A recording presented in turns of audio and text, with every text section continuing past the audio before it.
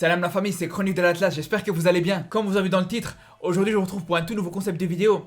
En fait, je voulais revenir sur les performances des différents joueurs africains qui participent à la Champions League. Je vais vous dire ceux qui sont mis en valeur, mais aussi ceux qui ont déçu. Mais surtout, je vais vous donner celui qui a été pour moi le meilleur joueur africain de la semaine en Champions League. Si je décide de faire ce type de vidéo, c'est parce que je trouve que le football africain mérite qu'on y accorde beaucoup plus d'attention. D'ailleurs, si ça vous plaît, je ferai ça à chaque journée de Champions League. Et pour commencer, je vais parler des Marocains. Et je vais pas vous mentir d'ailleurs, j'avais des grosses attentes autour des Lions de l'Atlas dans cette compétition. Parce qu'il faut savoir que cette année, le Maroc c'est le pays qui compte le plus de joueurs africains qui participent à la Champions League. Et c'est la première fois dans l'histoire que ça arrive. Donc c'est normal qu'on s'attendait à beaucoup plus de la part des Marocains. Mais malgré ça, on sait qu'on n'a pas connu une grande semaine de leur part. Entre Tarabt qui est même pas rentré en jeu, Fedal qui a fait un match catastrophique contre l'Ajax, ou même Ennessiri qui s'est fait exclure bêtement sur une simulation. Mais je pense que la plus grosse déception côté marocain, ça reste Ziyech. Parce que s'il y a bien une compétition où il est à l'aise normalement, c'est la Champions League. Que ce soit à l'époque de l'Ajax, ou même encore maintenant à Chelsea. On l'a bien vu la saison passée, pour le peu de matchs qu'il a joué en Champions League, il a été très bon. On l'a vu contre l'Atlético en 8ème de finale, ou même en phase de poule si on veut remonter plus loin. C'est pour ça qu'ici, quand on a vu qu'il était titulaire pour cette première journée de Champions League cette saison,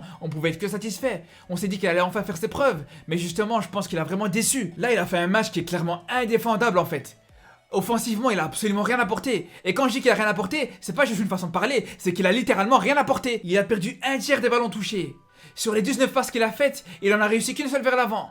Sur tout le match, il t'a fait que 2 centres. Et encore, c'est 2 centres sur corner. La seule chose qu'il a fait, c'est qu'il a réussi à tirer une seule fois au but. Et encore, on va pas se mentir, ça va pas être le tir de l'année. Donc à un moment donné, il faut être objectif. Là, clairement, on sait qu'il a fait un mauvais match. Et il faut le dire, c'est tout, ça s'arrête là. Après, à sa décharge, c'est vrai qu'il a pas joué dans un poste où il était à l'aise. Il a eu un rôle très axial derrière Lukaku. Et on le sait très bien, pour ceux qui connaissent Ziyech, on sait tous que là où il est plus à l'aise, c'est sur le côté droit dans un 4-3-3. Mais bon, encore une fois, on sait très bien que Tuchel a gagné la Champions League d'une certaine manière. Donc il va pas complètement changer sa façon de jouer juste pour faire plaisir à Ziyech, c'est normal. Et puis si Ziyech a un problème, il avait qu'à partir au final. Après, il a voulu rester à Chelsea, maintenant il va devoir assumer, clairement.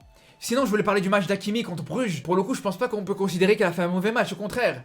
Déjà, quand on voit juste le nombre de courses à haute intensité qu'il a fait dans ce match, je pense qu'on a même pas besoin d'aller voir plus loin. Mais au-delà de ça, il faut savoir qu'il a apporté énormément offensivement, que ce soit avec ses appels ou même balle au pied. D'ailleurs, à la fin du match, il a fait un centre qui aurait pu même donner la victoire au PSG. Après, c'est vrai qu'il faut reconnaître que défensivement, il a pas été complètement irréprochable. Parce qu'autant il faisait les courses pour faire le repli défensif, ça y a aucun problème. Mais d'un autre côté, il s'est fait quand même mettre en difficulté quelquefois par Noah Lang. Sur le but de Bruges, il se fait quand même prendre dans son dos. Et il faut savoir aussi qu'en fin de match, il commet une erreur de marquage qui aurait pu coûter très cher au PSG. Donc paradoxalement, le meilleur Marocain en Champions League cette semaine, ça a été ni Ennessiri, ni Hakimi, ni Ziyech, ça a été Mazraoui, clairement. Offensivement, il a vraiment fait un match plein. Il n'hésitait pas à se projeter vers l'avant et à chaque fois il a apporté du danger dans la défense adverse. D'ailleurs, il a à l'origine de 2 buts pour son équipe. Et c'est pour ça que pour moi, c'est clairement le meilleur Marocain, même s'il faut quand même admettre que c'est quand même pas assez pour être le meilleur Africain de cette première journée de Champions League. Après, du côté du Sénégal, qui est la nation avec le Maroc qui compte le plus de joueurs dans cette Champions League, là aussi on a une première journée qui était vraiment triste. Entre Balotouré qui est même pas rentré en jeu, Idrissa Gueye qui a été suspendu, Abdou Diallo qui a essayé de faire ce qu'il pouvait dans un poste où il est pas le plus à l'aise.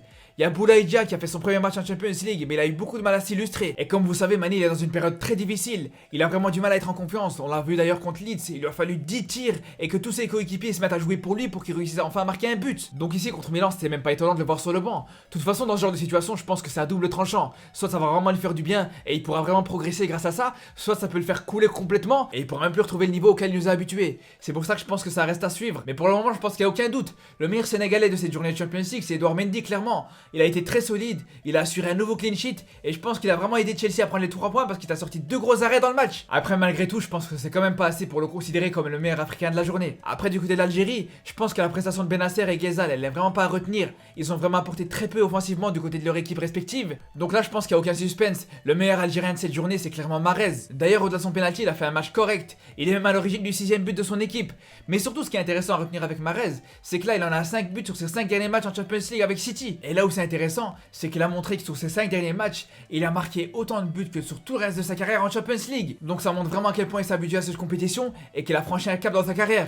Après, je vais pas vous mentir, c'est pas pour autant que je trouve qu'il a été le meilleur Africain de cette semaine en Champions League. Et pour le coup, je vais pas faire durer le suspense.